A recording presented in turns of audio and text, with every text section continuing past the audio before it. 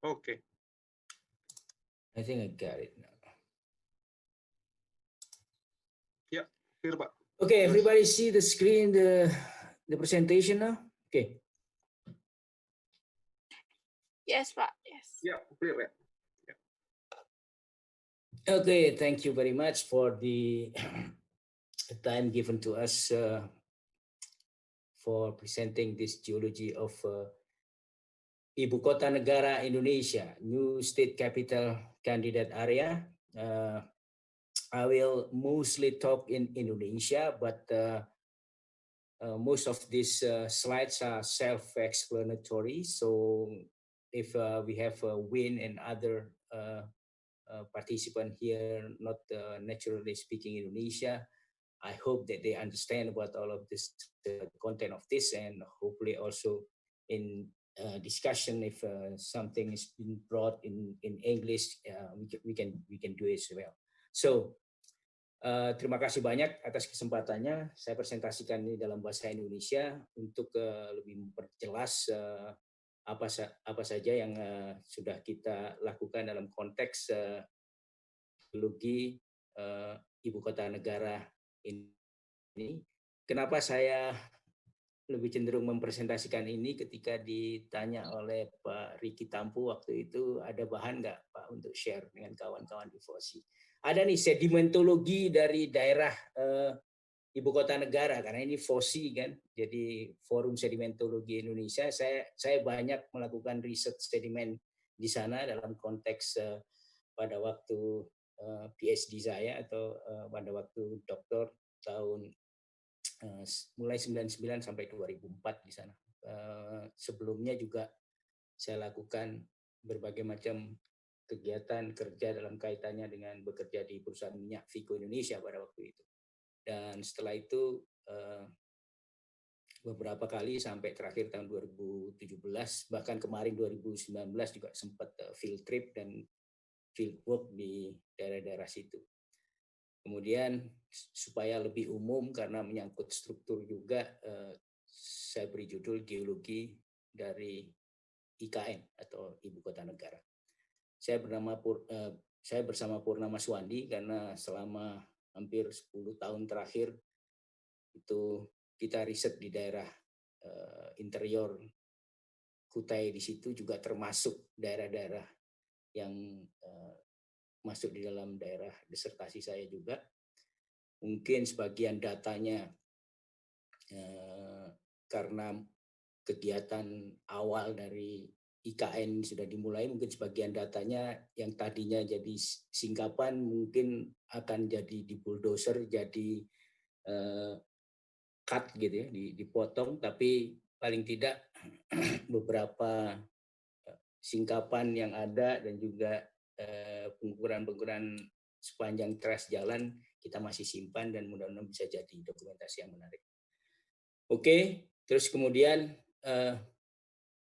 presentasi ini sengaja dibuat karena pada waktu itu saya sengaja membuat ini pada waktu saya di Paris kemarin itu akhir tahun, karena melihat ada pengumuman soal desain Ibu Kota Negara gitu. Kemudian di situ dengan indahnya digambarkan bagaimana air melimpah ruah di permukaan begitu, dan semuanya indah gitu. Tapi saya mikir-mikir, setahu saya nggak terlalu banyak air di sana itu, terutama di daerah Sepaku itu kering sekali daerahnya gitu. Tapi kalau sekali hujan banjir, terutama kalau ada air pasang masuk dari daerah Sungai Semoy itu. Jadi saya pikir-pikir saya mau share aja lah dengan masyarakat apa yang pernah saya lakukan di sana. Sedemikian rupa mudah-mudahan itu bisa menjadi input bagi pemerintah untuk lebih aware atau lebih perhatian dengan kondisi geologi di daerah situ sebelum benar-benar merencanakan. Kalau mau pindah silakan gitu, merencanakan silakan juga, tetapi tolong pertimbangkan geologinya dengan benar.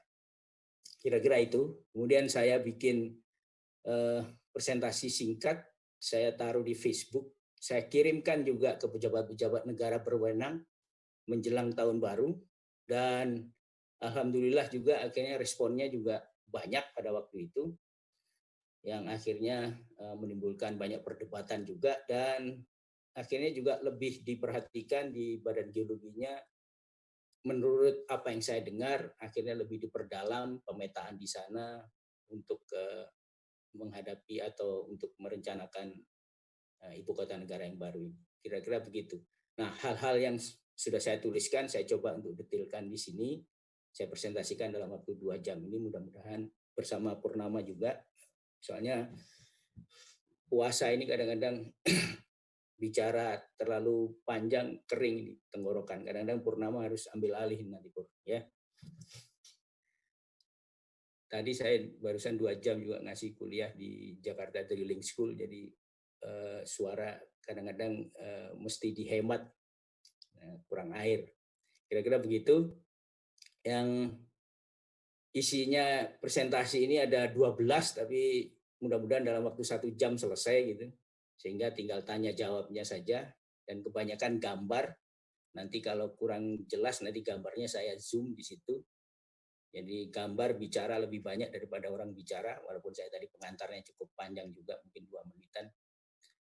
Yang pertama tentang lokasinya sendiri, Selayang Pandang di situ seperti apa, data yang saya pakai dari mana saja, kemudian tinjauan geologi regional cuma 1 slide aja, stratigrafinya juga 1 slide aja, tapi sangat penting untuk ditekankan di situ. Kemudian ini yang penting nomor 5 ini, semua bisa ngelihat ini saya kan, apa namanya, kursor saya ya. Nomor 5 ini seismograph map, yaitu peta kronofacies kawasan IKN dan sekitarnya. Map ini dibikin hasil dari pemetaan mungkin sekitar 6 tahun, 7 tahun, 6 tahun lah di FAICO itu bersama dengan banyak sekali geologis di sana pada waktu tahun 90 sampai sekitar 96 lah. Itu memetakan dengan skala 1/10.000 peta dasarnya. 1/10.000 peta dasar itu dibikin. Bahkan ada topo sendiri yang ikutan di dalam pemetaan itu. Dan hasilnya dijadikan berbagai macam skala gitu. Tapi skala detailnya itu 1/10.000. Dan sampai sekarang sayang sekali itu tidak di-share secara publik gitu. Padahal itu adalah ya cost recovery waktu itu, mestinya sih jadi sesuatu yang publik. Saya sudah tawarkan ke Vico Indonesia atau kemarin itu PHSS untuk nantinya memuat ini apa namanya data-data ini secara publik, karena detail sekali peta yang dihasilkan. Selain memakai pemetaan 1/10.000 juga analisa fosilnya lumayan banyak sekali, berasal dari lubang-lubang seismik yang ada di sana dan juga berdasarkan seismik yang melintasi daerah situ. Nomor 5 itu yang utamanya yang saya share secara umum sekarang ini, walaupun sebenarnya itu adalah sudah ya secara regulasi kedataan ya sebenarnya udah umum, dan lagi pula itu saya pakai di dalam disertasi saya. Kemudian sedimentologi singkapan batuan di kawasan IKN khusus gitu ya, yang beberapa kali kami datang ke sana. Kemudian korelasi data bawah permukaan, dan stratigrafi khusus di kawasan IKN sendiri dibandingkan dengan stratigrafi regional. Kemudian petroleum system, kemudian ada patahan-patahan di sana dengan tanda tanya gitu, apakah aktif atau tidak. Kemudian baru aja sekitar minggu yang lalu di-share di mana-mana tentang riset dari Inggris tentang potensi bencana tsunami. Saya juga share itu di sini. Saya sendiri punya beberapa komentar tentang itu, tapi penting untuk kita bicarakan juga dan kesimpulan. Kira-kira seperti itu. Ini yang pandang ibu kota negara kita. Kalau bisa dilihat ada di 2 kabupaten, sebenarnya Kabupaten Kutai Kartanegara dan Penajam Pasir Utara di sini, Penajam Pasir Utara. Dan kalau Anda lihat ini luas kawasan intinya yang hijau ini, kotak agak bengkok kayak gini, itu 5.600-an hektar gitu. Kemudian ya ini punyanya sekarang statusnya konsesi ICI di situ, Indonesia International Timber Corporation of Indonesia, ICI hutan PT ICI. Kemudian kawasan ibu kota negaranya juga ini lebih luas, 42.000 hektar. Itu juga kebanyakan adalah IUPHK, HTI, izin usaha hutan di situ, juga ICI. Kemudian Anda bisa lihat akhir konsesinya masih 2042, jadi masih lama. Rencana pindah ibu kota negara itu 2030, 2025 mungkin udah mulai pindah. Tapi ini masih akhir konsesinya 2042 itu statusnya. Kemudian yang di sini yang lebih luas itu adalah kawasan perluasan ibu kota negara, lebih 180.000 hektar. Kalau dibandingkan dengan luas DKI Jakarta, ya yang biru ini sedikit lebih kecil lah dari luas DKI Jakarta. Ini 66.000 hektar, sementara yang biru itu adalah 42.000 hektar, sekitar 2.000 hektar lebih kecil daripada Jakarta. Ini Jakarta, DKI. Kemudian ini adalah luas ibu kota negara. Ini adalah kawasan inti, di mana akan dibangun istana, kantor lembaga negara, taman budaya, dan botanical garden. Kemudian ini kawasan ibu kota negaranya, itu yang biru itu perumahan PNS, TNI Polri, diplomatic compound, fasilitas pendidikan dan kesehatan, industri teknologi, universitas, taman-taman, gedung-gedung pertemuan, pusat olahraga dan sebagainya di situ. Terus kawasan perluasannya tentunya berbagai macam kawasan fungsi penunjangnya. Saya sendiri tidak ahli soal planologi, tetapi kira-kira ini kita ambil dari publikasi di Detikcom waktu itu. Mudah-mudahan ini juga bisa membantu membayangkan apa saja kegiatan yang ada di situ terutama. Nah, beberapa faktor pemilihan lokasi ini kita ambil dari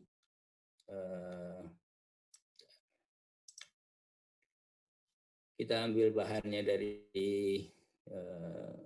PUPR, lokasi strategis di wilayah tengah Indonesia disebut bebas bencana gempa bumi dan tsunami, lahan luas, kemiringan lahan dan daya dukung tanah, ketersediaan sumber daya air, lokasi bebas banjir, kebakaran hutan dan lahan, dekat dengan kota yang sudah ada berkembang, daya dukung sosial budaya dan sebagainya. Kalau kita lihat di sini, ini semua dicentang kayak gitu ya. Secara spesifik, saya bertanya-tanya tentang ketersediaan sumber daya air pertama kali waktu itu. Makanya saya bikin presentasi itu. Terutama air baku bawah permukaan. Memang terus ada yang mengatakan, kita udah tahu tuh air bakunya nggak ada, kita mau bendung. Memang saya lihat ada rencana-rencana bikin bendung dan sebagainya, atau kemudian mendatangkan air dari Mahakam, tapi paling tidak I have to tell the truth bahwasanya air tanah di daerah situ question mark. Gitu. Supaya itu dimasukkan dalam pertimbangan. Kemudian lokasi bebas bencana banjir enggak juga gitu.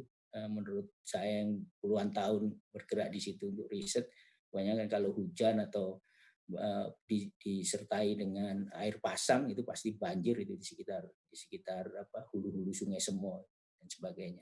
Kebakaran hutan, asap hutan pada waktu 2007 terutama 2007 pada waktu itu El Nino dan sebagainya itu sangat mengganggu di sana. Kemudian kemiringan lahan dan daya dukung tanah di sana kemiringannya cukup tinggi. Nanti kita lihat itu karena ada patahan-patahan naik di situ yang membuat banyak kemiringan lapisan batuan yang tinggi biasanya berasosiasi juga dengan kemiringan lahan yang tinggi. Jadi ini penting sekali untuk disadari. Jadi beberapa faktor pemilihan lokasi ini kelihatannya hanya centang begitu, cuman menimbulkan tanda tanya. Jadi saya sebagai orang yang punya area disertasi di situ, jadinya terus pengennya ya udahlah tak tulis saja apa menurut pendapatku seperti apa. Kemudian, nah ini juga saya ambil dari berbagai macam data, terutama ini dari rilisnya Jatam di Jatam Kaltim tahun 2019 tentang siapa saja yang menguasai di situ. Ini kehutanan di situ ya, konvensi hutan. Tadi udah jelas ini ICI semua, ini yang hijau ini kelihatannya. ICI Hutan Manunggal di situ. Kemudian selebihnya adalah ICI Kartika Utama, kemudian Inhutani Batu Ampar. Ini terus yang hijau ini kawasan suaka alam di daerah sini.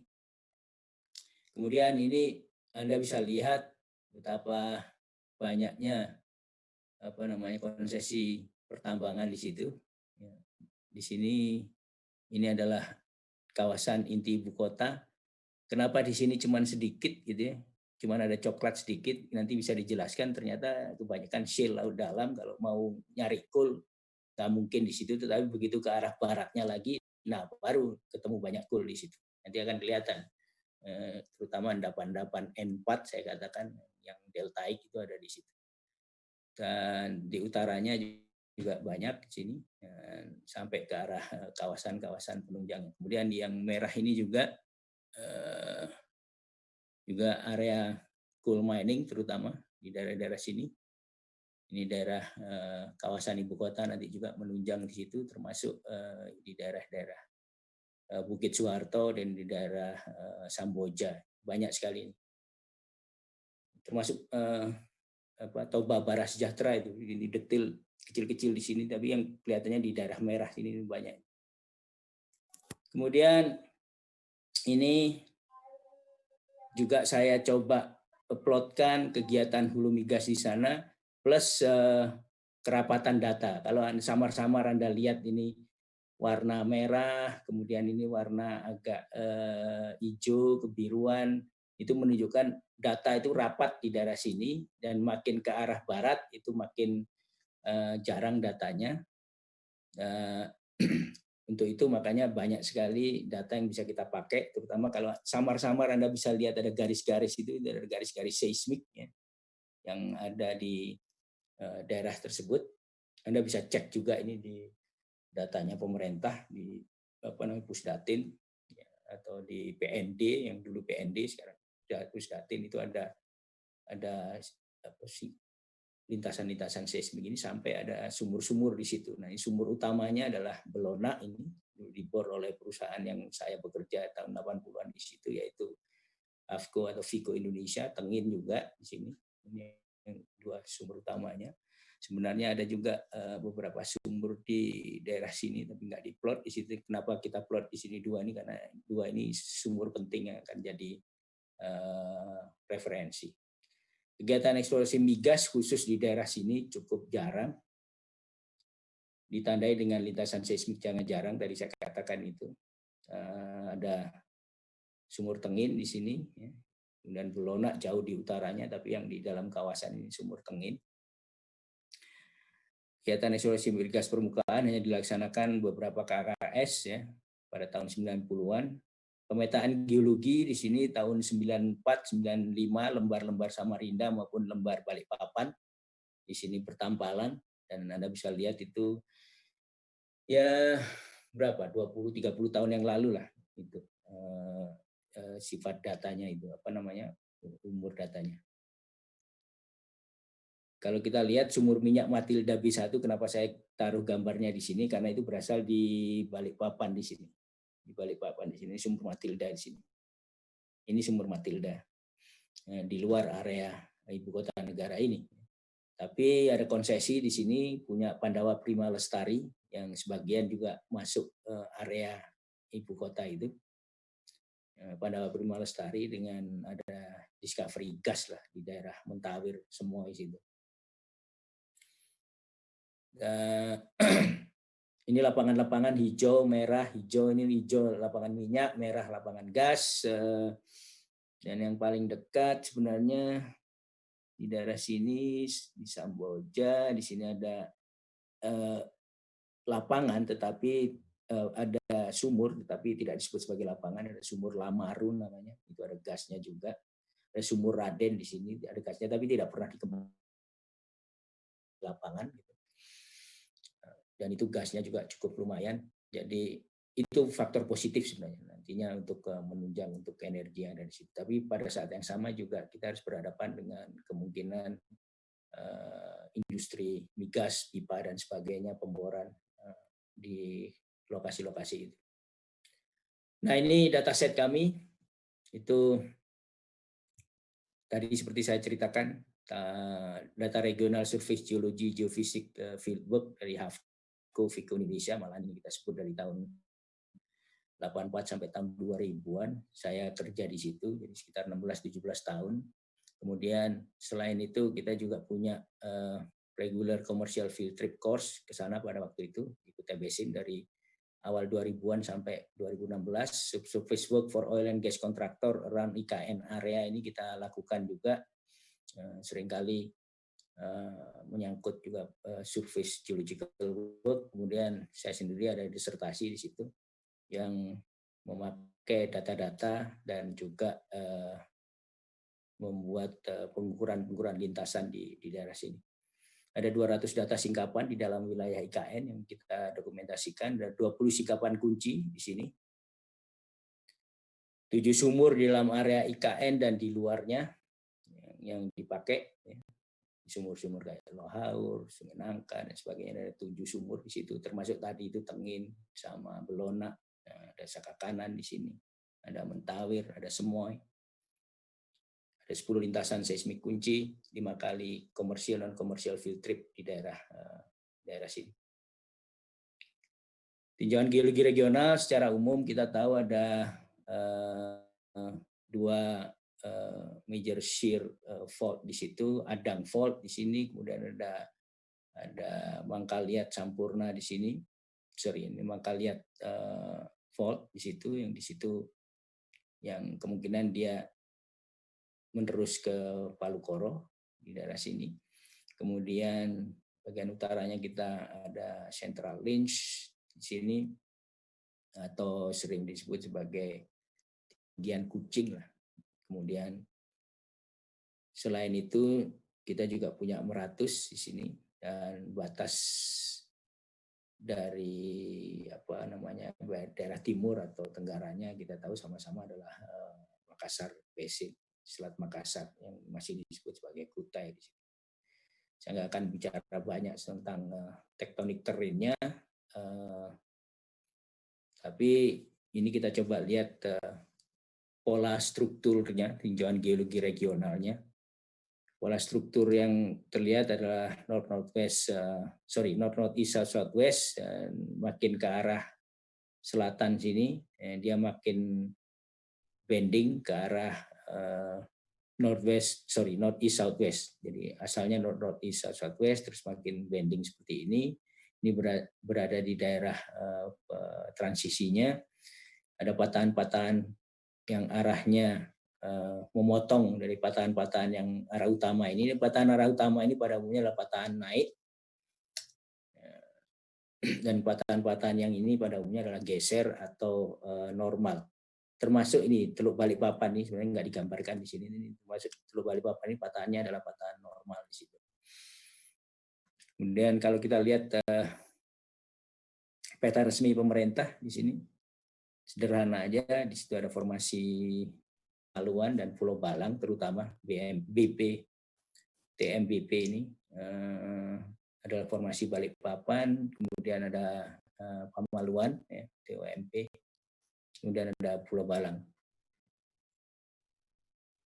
Ini secara kalau digambarkan berbeda sedikit dengan satuan-satuan yang ada, kita hanya menggambarkan memakai nanti satuan peta yang saya akan tunjukkan agak detail, itu berdasarkan umur.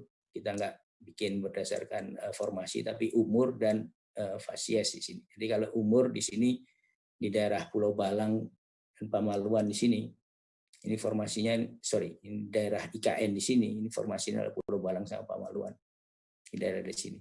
Jadi secara umum mereka menyebutkan Pulau Balang Pamaluan, tapi sebenarnya umurnya dari N4, N5, N6, N7, bahkan beberapa sampai ke N8 di sini. Jadi pada umumnya adalah Lower Miocene. Nah, ini penting untuk melihat stratigrafi regionalnya, terutama di Kutai Basin di sini, dari Korni 91 kita ambil. Dan kalau Anda lihat pada umumnya daerah IKN ini, itu adalah di formasi Pamaluan, dan sedikit di Pulau Balang sini, ini Pulau Balang gitu, harusnya udah sampai sedikit Pulau Balang, tapi umumnya adalah Pamaluan dan sebagian adalah Tuyu yang di bawahnya itu. Nah, ini adalah peta yang saya sebutkan tadi. yang dibikin sangat detail. Peta skala 10.000 dibikin selama 5 sampai 6 tahun pada waktu saya masih kerja di HAFCO atau FICO Indonesia pada waktu itu di tahun 90 sampai 96. Kemudian kalau kita lihat ini adalah ada garis-garis tebal, itu merupakan garis-garis patahan yang dideliniasi baik dari SAR maupun dari pemetaan surface geologi dan seismik. Jadi kontrolnya sangat-sangat sangat rigid di situ. Selain itu kalau Anda lihat garis-garis yang agak tipis, itu adalah garis-garis umur yang marker yang diambil dari seismik yang bersesuaian dengan umur, dalam hal ini adalah umur-umur biostrat N4, N5, N6, N7, N8 dan seterusnya sampai N9, N younger. Dari kalau Anda lihat ini itu adalah umur-umur di sini plus warna-warnanya. Kalau Anda lihat ini warna itu menunjukkan facies. Jadi biru ini fasiesnya inner shaft, bisa gamping, bisa lempung, bisa reef di situ, tapi ini adalah inner shaft marginal marine inner shaft kayak gitu. Kemudian yang hijau ini middle shaft, outer shaft, bahkan sampai batial. Ada yang hitam di sini kalau Anda lihat nih, ini ada hitam, ini batial, jelas-jelas kelihatan batial. Kalau yang hijau ini pada umumnya adalah outer shaft, outer shaft, middle shaft. Kadang-kadang ada batialnya juga, tapi umumnya outer shaft.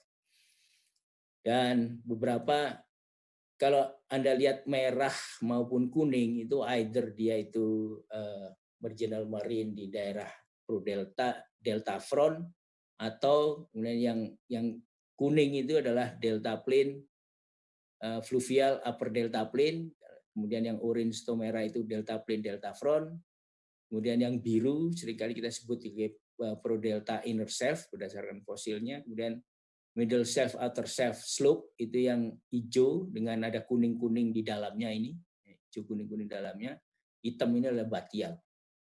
Jadi Anda bisa bayangkan mungkin ada sekitar 16 orang lah geologis pada waktu itu bergantian, termasuk kawan-kawan dari P3G pada waktu itu, Badan Geologi sekarang, itu juga disewa oleh kerja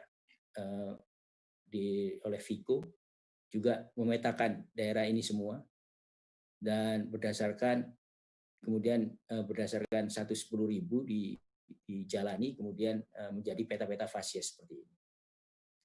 Dan dari situ juga kalau kita lihat, makanya ini salah satu gambar yang bikin heboh yang saya bikin pada waktu akhir tahun kemarin itu untuk nunjukin loh daerah IKN itu ada 2 patahan besar dari yang pernah kita petakan di situ, dan batunya itu kebanyakan adalah shale, dan beberapa nanti akan kita lihat shale-nya itu adalah shale laut dalam, water shaft sampai slope gitu ya, dan pasir-pasirnya itu hampir tegak-tegak semua di situ, dan hanya terbatas pelamparannya.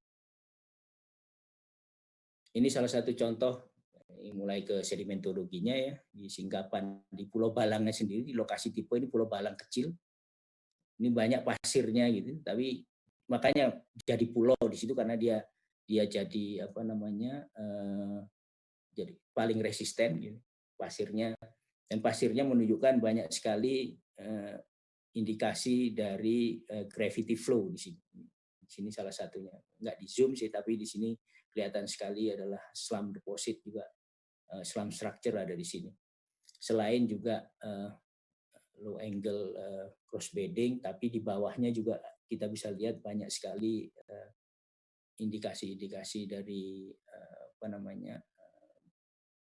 under bed structure. Dan selang-seling seperti ini tipikal sandsill, tipikal endapan-endapan longsoran. Ini di daerah Pulau Balang. Kemudian juga di kawasan IKN di ICI, di dalamnya sini, yang salah satu yang jadi andalan saya juga untuk nunjukin, lihat ini, dippingnya juga udah sekitar 60-an gitu ya, 60 degree, dan ini naik, ada patahan di situ. Dan bentuk gerusan channelnya di sini bisa terlihat, ini shieldnya sendiri adalah shield outer self slope batial, self slope batial. Kemudian di sininya kita bisa lihat pasirnya tebal, kemudian menggerus, tapi ya miringnya sampai 50-60 derajat. Di sini Anda bisa lihat 60 derajatan. Kemudian ada kelas-kelas besar di situ. Dan paralel graded bedding hampir semua bisa kita lihat indikasi dari gravity flow di situ. Kemudian masih singkapan di daerah ICI Anda bisa lihat di sini. Makanya saya sebut ICI Jalan 2000. Jadi ICI itu bikin jalan pakai nomor di sana. ICI 2000, 3000, 3400 cabangnya dan sebagainya, 2500 dan sebagainya. Kalau Anda lihat di sini, inilah lempung-lempung laut dalam itu yang TOC-nya hampir kelihatannya hitam gitu ya, tetapi TOC-nya paling tinggi 2,5% di situ. Jadi lumayan di atas 1% gitu. Dan merupakan sosrok yang lumayan baik, tapi umumnya maturity-nya udah cukup tinggi. Dan ini berasosiasi dengan nanti saya akan ceritakan di sumur Tengin yang dibor di bagian tepi dari area ini.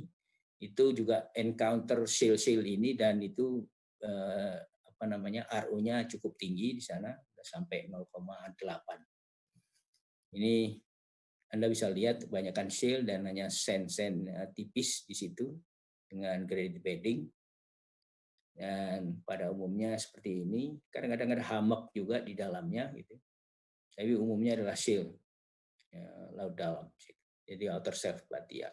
Kadang-kadang kita dapati juga singkapan-singkapan memanjang seperti ini masih di ICI 2000 gitu ya, yang membentuk pada awalnya dulu dipetakan ini kayak barrier bar gitu. Orang tahunya pada waktu mapping zaman-zaman saya di awal-awal tahun 90 itu, ini ya barrier bar aja biasa lah. Tapi ternyata shale-nya ini shale outer self batial gitu.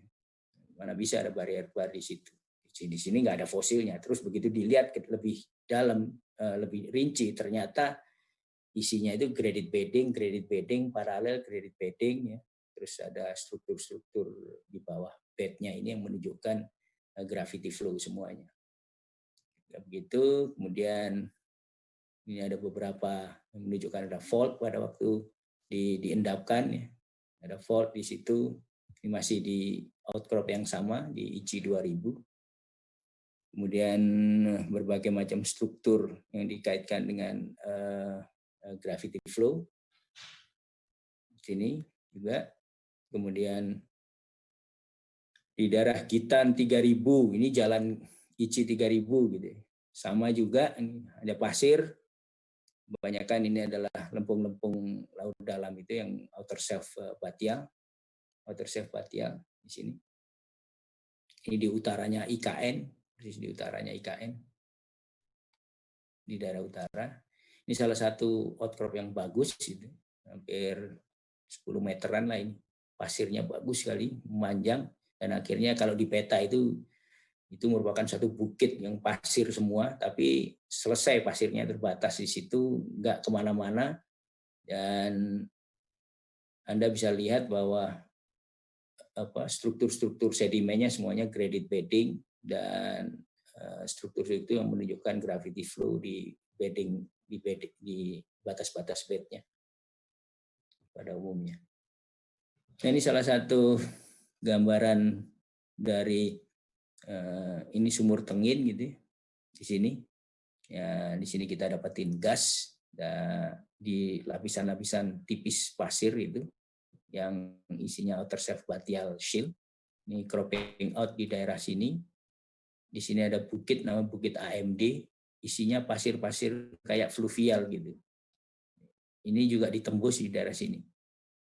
Dan di bawahnya mulai ada inner self, terus batial di daerah situ. Makanya ini lokasinya ada di sekitar biru, kuning, dan sebagainya. Di permukaan ya, permukaan ini lokasinya itu biru, artinya di daerah inner self prodelta, tetapi banyak pasir juga di situ.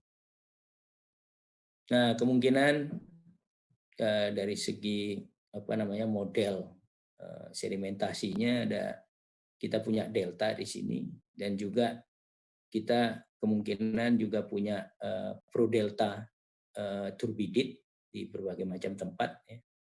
Di Pulau Balang itu kita anggap sebagai prodelta turbidit di mana lingkungannya masih inner shelf. Jadi selama kita punya masih inner shelf, kita punya turbidity gravity flow di situ, kemungkinan besar dia berhubungan dengan prodelta. Tapi begitu kita outer shelf batial, kebanyakan ini kemungkinan dikaitkan dengan pond deposit model yang pada waktu tahun-tahun 96, 97 itu mulai ditemukan lapangan-lapangan merah besar, Yunokal dan sebagainya di utara sana dengan konsep-konsep pond deposit. Dan ini kemungkinan besar outcrop yang kita lihat dan juga dari korelasi seismik menunjukkan bahwa di daerah terutama di Yitan, Sepaku, Ichi tadi itu kebanyakan adalah outcrop yang mewakili pasir-pasir yang diendapkan di lingkungan-lingkungan slope seperti ini, outer shelf batial gitu, dan dibatasi oleh patahan-patahan. Jadi patahan-patahan yang ada di sana itu diwarisi,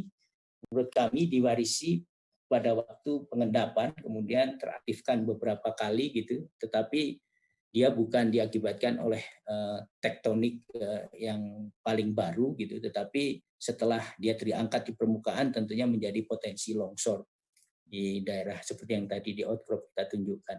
Dan pasir-pasirnya hanya terbatas dari satu pon ke pon yang lain, makanya paling 2-3 kilometer gitu pelamparannya dengan tebal mungkin 8 sampai 10 meteran dari pemetaan di permukaan. Nah, terus setelah itu kita coba korelasi data sumur regional. Ini dari Tengin, Belonak sampai ke Tuyu di sini ada formasi Tuyu namanya di bawah itu yang tadi itu kita lihat ini formasi Tuyu di sini. Ini yang hijau, terus ada limestone-nya juga informasi Tuyu di sini kita bor sumur Tuyu, dan dari umur yang ada dari biostratigrafi sumur kita lihat ini dari Tengin ini ada N3, N4 di sini. Ini lower Miocene ya. Nah, sebagai gambaran kebanyakan apa yang dibor di sanga-sanga itu kebanyakan N9 ke atas lah, N10, N12 sampai ke N18 di daerah Mahakam itu udah muda semua itu. Jadi ini tua jadi lower Miocene. Dan kalau Anda lihat isinya kebanyakan shale ya. Di Belonak juga, kemudian ini di Tengin kebanyakan adalah shale. Ada beberapa sentipis ini saya tuliskan ada gas di sini. Ngebornya waktu itu udah sampai berapa? Madwit 14-15 lah. 14 sampai 15 pound per gallon waktu kita ngebor sampai di TD di sini. Di sini juga kicknya lumayan di situ pada waktu itu. Dan ya gasnya karena kita anggap pada waktu itu terlalu kecil gitu, makanya ditinggal pada waktu oleh Vigo. Karena waktu itu kita ngarepin gas aja di Badak itu mungkin 20 sampai 30 mmcf satu sumur. Kalau ini mungkin kecil aja, mungkin cuma berapa? 2-3 mmcf aja berarti. Ini masih ada potensi juga, tapi ya isolated di daerah-daerah situ. Tetapi umumnya adalah shale ini. Umumnya adalah shale. Makanya ketika dijadikan ibu kota baru, saya yakin kalau orang ngebor di sana sampai 100 meter aja nggak akan dapat lah itu air tanah di sana. Kecuali dari sungai-sungai yang mengalir di atas. Kalau ada sungai bagus di atasnya sih, menurut saya karena ini shale yang keras sekali gitu ya, kemungkinan juga sungainya jernih karena di sana juga saya lihat sungainya jernih. Tapi begitu semuanya masuk ke teluk sini, semuanya dipengaruhi oleh pasang surut sehingga airnya juga payau di daerah situ. Itu air dangkalnya. Tetapi ya ini tadi begitu kita mau lebih dalam yang nggak ada apa-apa di situ, nggak ada apa-apa. Dan secara umum tadi saya katakan secara regional kita lihat itu disebut sebagai formasi Pamaluan sama formasi Tuyu. Tetapi kalau kita lihat di sini itu sebagian daerah ibu kota tadi sampai ke daerah penunjangnya itu dari Bebulu sampai ke Pamaluan di sini, dan pada umumnya adalah memang shale. Ada beberapa sand, saya gambarkan ini sand kuning dengan sand orange, itu menunjukkan karakter yang berbedanya. Di situ orange itu lebih ke coarsening upward sequence gitu, sementara kuning lebih ke fining upward gitu. Jadi jarang sekali ada sand di situ. Makanya ini saya katakan air tanahnya tidak bagus, tidak ada. Kemudian kita masuk ke peluang dan potensi hazardnya. Di sini ada gambaran tentang lower Miocene petroleum system. Lower Miocene aja, saya nggak bicara middle Miocene, terutama di daerah-daerah sebelah timur sini, ini middle Miocene semuanya yang lapangan-lapangan itu. Tapi ini asal lapangan-lapangan seperti Bongkaran, Lamaru, dan kemungkinan Sungai Nangka, ini source rock-nya berasal dari lower Miocene, termasuk lapangan Yakin di sini, kemudian lapangan Wailawi. Itu kemungkinan besar source rock-nya adalah dari lower Miocene karena mereka juga umurnya adalah lower Miocene di situ. Nah, ini adalah delineasi dari batuan induk lower Miocene yang matang di daerah situ. Dan sebagian dari daerah IKN itu masih masuk ke dalam batuan induk yang matang. Kenapa saya gambar seperti ini? Kalau mau bikin unkonvensional, di sini letaknya. Kalau mau nge-frack banyak, di sini letaknya. Karena shale-nya juga tadi saya tunjukkan, shale-nya hitam sampai 2% di situ, kemudian matang di sini. Tetapi ya apa iya, ibu kota akan kita kasih unconventional shale gas di situ kan, bakalan retak semua di daerah situ. Tapi ini untuk menunjukkan bahwa ada potensi kita punya shale yang cukup matang di situ sebagai berada di dalam kitchen. Ini adalah sumur-sumur kontrolnya. Tadi saya katakan ada Sakakanan, ada Tengin, ini ada Belonak, ada Semoy, ada Mentawir di sini. Kemudian ini ada beberapa sumur yang saya katakan tadi, Lamaru, kemudian Raden di sini, ada merah-merah itu. Kemudian ini sumur-sumur di Bongkaran, yaitu di sepanjang bukit-bukit di Balikpapan sana. Sekarang udah jadi perumahan. Saya pernah memetakan daerah sini, ada 7 kepala sumur di situ, tapi udah jadi jalan raya, sebelahnya jadi ini dan nggak di-preserve, itu bahaya sekali di daerah situ. Dan kalau Anda lihat, ya sekali lagi, ini adalah menunjukkan petroleum system di sekitar situ, rasio pasir terhadap lempung pada satuan pembunuhan terbilang kecil. Jebakan hidrokarbon kemungkinan ada di daerah-daerah sekitar thrust fault ini, terutama kalau ada pasir dan stratigrafi trap. Daerah paling berisiko dalam kaitannya potensi hazard di sekitar patahan naik utama yang bentuk struktur lipatan-lipatan ini. Kemudian saya masukkan juga, ini ada yang kemarin saya dapatin dari dari WA Group, itu ada tulisan tentang Geological Society of London Special Publication baru aja. Gambaran ini menunjukkan potensi seismisitas, terutama yang digambarkan adalah di daerah Sulawesi. Kalau Anda lihat di daerah kita, di daerah Kalimantan, ini hanya ada di Teluk Adang, tadi yang kepanjangan dari Adang Fault itu, sementara di sini Adang Fault, bukan Andang Fault ya. Ini ada di sini, kemudian di Teluk Balikpapan dan daerah IKN sepi. Daerah Mangkaliat tentunya karena ini ada patahan besar Mangkaliat di situ, dikaitkan dengan Sangkulirang Fault dan kemudian Maratua Fault juga di sini. Itu juga ada seismisitas tetapi relatif sepi di daerah sini. Nah, kemudian ini saya dapat preliminary map dari kawan-kawan P3G, menunjukkan pemetaan diulang patahan-patahan, ini longsoran yang kemungkinan terjadi di situ di daerah IKN ini.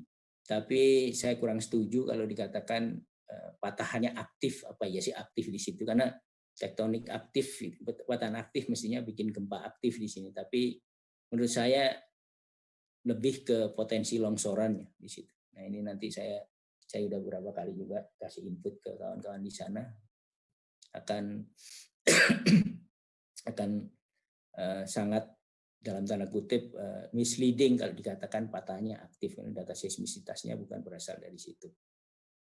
Tapi benar juga kalau sepanjang yang saya tahu, kalau kita punya patahan-patahan ini di Jalan Raya Balikpapan Samarinda saja, itu banyak patahan-patahan naik di sana yang seringkali setiap tahun harus dikelola oleh PUPR untuk selalu dibenerin jalannya karena selalu naik dan selalu turun.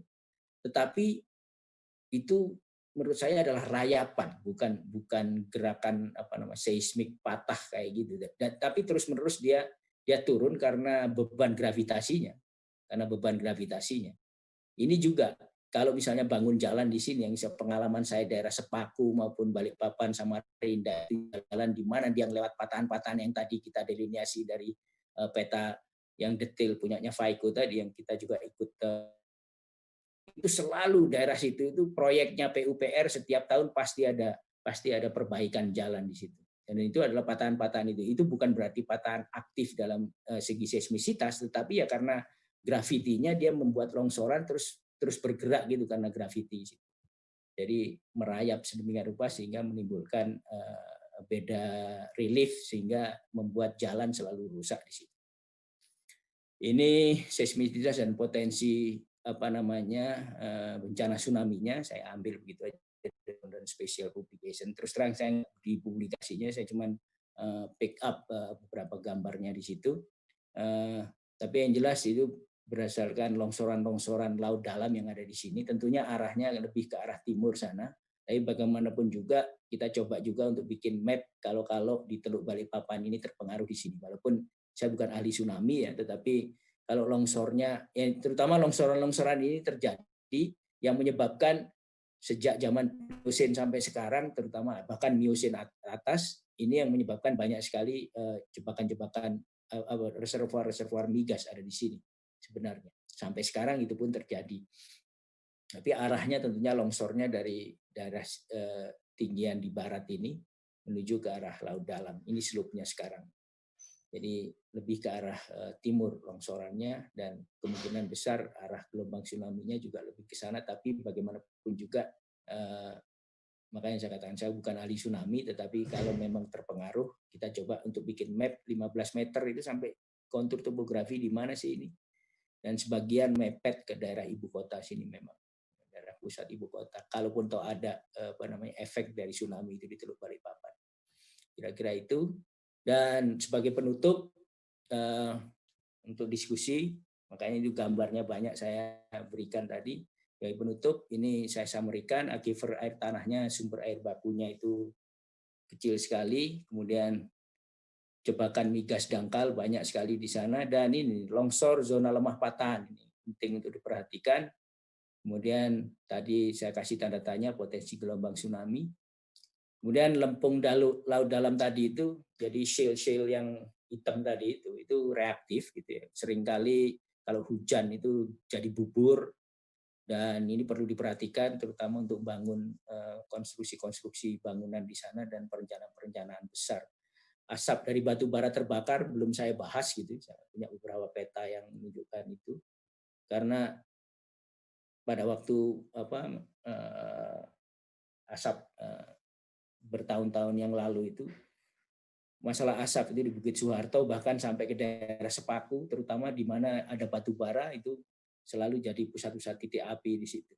Nah ini juga belum dipetakan secara detail menurut saya, dan ini tugas berat dari pemerintah untuk lebih detail memetakan. Dan banjir, ini jadi tanda tanya juga. Saya nggak bicara khusus tentang banjir, tapi seringkali kalau kita kerja di daerah situ, kalau ini lagi rob, itu lagi pasang, kemudian ada hujan, ini pasti banjir di seluruh daerah situ. Daerah sini. Ini terutama di hulu Sungai Semo ini. Kira-kira itu yang bisa saya sampaikan, 29 slide. Mudah-mudahan cukup memberi penjelasan gitu, 50 menit. Terima kasih banyak atas perhatiannya. Saya siap untuk mendiskusikan ini semua. Terima kasih. Terima kasih Pak Andang untuk waktunya. Presentasinya sangat menarik Pak. Kata banyak ini ya, banyak hal-hal yang untuk kita tahu sekarang nih, geologinya. Ini kita mau break dulu Pak atau gimana Pak? Atau langsung jam tuh? Silakan kalau break dulu. Tapi kan saya punya spare juga, ada Purnama di situ. Yang saya ini ngomong 50 menit kering juga nih tenggorokan. Iya, kayaknya kita break dulu aja Pak ya. Boleh. Iya. Kita break dulu, mungkin berapa menit? Mungkin 5 menit Pak ya? 5 menit silakan. Oke, 5 menit dulu ya, kita break dulu. Ini sudah berapa ya? Ada 8 pertanyaan ya. Udah ada pertanyaan tuh, coba. Iya, ada 8 penanya. Tapi kita break dulu ya. Oke, monggo. Thank you, Pak.